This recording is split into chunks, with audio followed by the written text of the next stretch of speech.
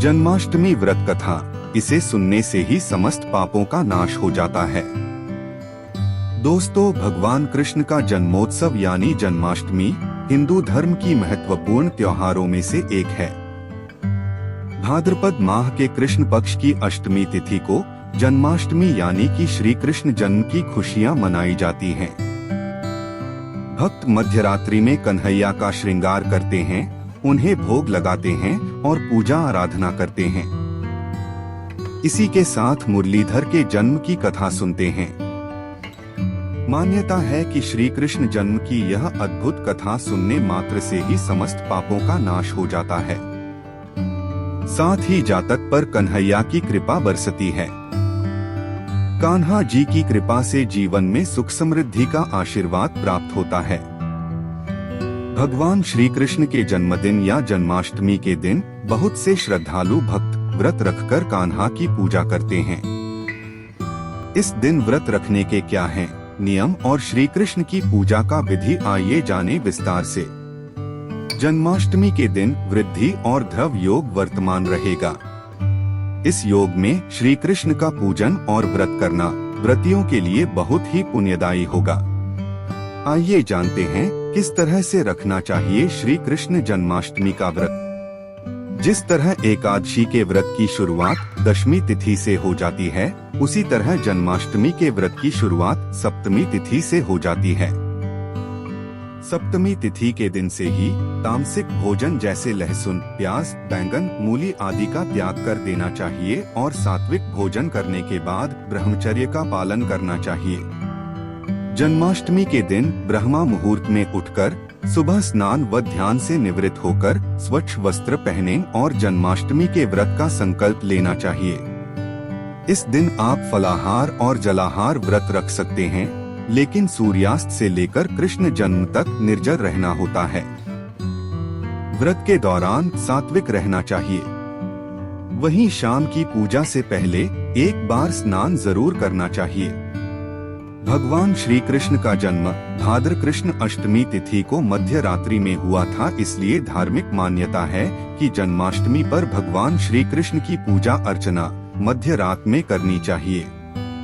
ऐसे में जन्माष्टमी के दिन व्रत रखते हुए भगवान श्री कृष्ण के बाल स्वरूप की आराधना करें। मूर्ति स्थापना के बाद उनका गाय के दूध और गंगाजल से अभिषेक करें। फिर उन्हें मनमोहक वस्त्र पहनाएं। मोर मुकुट, बांसुरी, चंदन, वैजयंती माला, तुलसी दल आदि से उन्हें सुसज्जित करें। फूल, फल, माखन, मिश्री, मिठाई, मेवे, धूप, दीप, गंध आदि भी अर्पित करें। फिर सबसे अंत में बाल श्री कृष्ण की आरती करने के बाद प्रसाद का वितरण करें। जन्माष्टमी व्रत कथा स्कंद पुराण के मुताबिक द्वापर युग की बात है। उन दिनों मथुरा में उग्रसेन नाम के राजा हुए, लेकिन स्वभाव से वह सीधे साधे थे। यही वजह थी कि उनके पुत्र कंस ने ही उनका राज्य हड़प लिया और स्वयं मथुरा का राजा बन बैठा। कंस की एक बहन थी जिनका नाम था देवकी। कंस उनसे बहुत स्नेह करता था। देवकी का विवाह वसुदेव से तय हुआ तो विवाह संपन्न होने के बाद कंस स्वयं ही रथ हाँकते हुए बहन को ससुराल छोड़ने के लिए रवाना हुआ। स्कंद पुराण के अनुसार जब वह बहन को छोड़ने के लिए जा रहे थे, तभी एक आकाशवाणी हुई कि जिस बहन को वह इतने प्रेम से विदा करने स्वयं ही जा रहा है, उसी बहन का 8वां पुत्र तेरा संहार करेगा। यह सुनते ही कंस क्रोधित हो गया और देवकी और वसुदेव को मारने के लिए जैसे ही आगे बढ़ा, तभी वसुदेव ने कहा कि वह देवकी को कोई नुकसान न पहुंचाए। वह स्वयं ही देवकी की 8वीं संतान कंस को सौंप देगा। इसके बाद कंस ने वसुदेव और देवकी को मारने के बजाय कारागार में डाल दिया। कारागार में ही देवकी ने 7 संतानों को जन्म दिया और कंस ने सभी को एक एक करके मार दिया। इसके बाद जैसे ही देवकी फिर से गर्भवती हुई, तभी कंस ने कारागार का पहरा और भी कड़ा कर दिया। तब भाद्रपद माह के कृष्ण पक्ष की अष्टमी को रोहिणी नक्षत्र में कन्हैया का जन्म हुआ। तभी श्री विष्णु ने वसुदेव को दर्शन देकर कहा कि वह स्वयं ही उनके पुत्र के रूप में जन्मे हैं। उन्होंने यह भी कहा कि वसुदेव जी उन्हें वृंदावन में अपने मित्र नंद बाबा के घर पर छोड़ आएं और यशोदा जी के गर्भ से जिस कन्या का जन्म हुआ है उसे कारागार में ले आएं। यशोदा जी के गर्भ से जन्मी कन्या कोई और नहीं बल्कि स्वयं आया थी।